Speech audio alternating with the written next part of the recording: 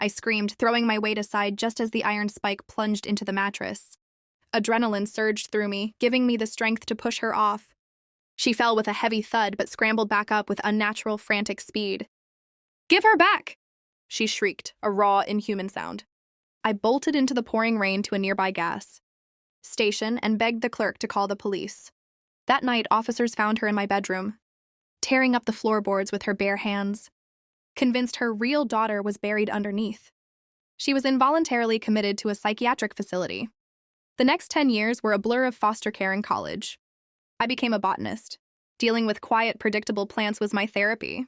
I built a peaceful life with my fiancé, David. We bought a small house with no salt on the thresholds and no iron on the windows. Yet I still visited her. On her good days, she'd look at me through the glass with a profound, aching sadness.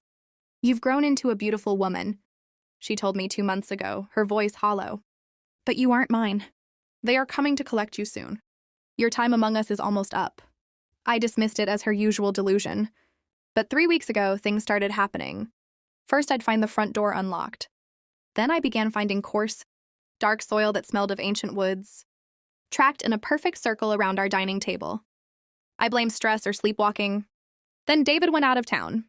That night, I woke up at 3:14 a.m. to a fingernail, scratching rhythmically against the drywall outside. My bedroom door. Scratch, scratch, scratch. I grabbed my phone, turned on the flashlight, and opened the door. The hallway was empty, but spelled out in damp forest soil on the hardwood floor was a single sentence. "The lease is up."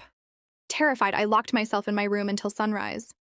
Seeking answers, I drove straight to the facility to confront my mother. In the lobby, the head doctor met me, his face grim. "I'm so sorry, Maya. Your mother passed away in her sleep last night." My jaw dropped. "What? How?" "We aren't sure," the doctor replied, pulling a small plastic evidence bag from his pocket. But the orderly found this tightly clenched in her fist. "It's addressed to you." Inside was a scrap of paper. Written in her frantic, shaky handwriting were the words, "I traded my life to buy you 24 hours. Run, they know you aren't her." Part 3 on Profile.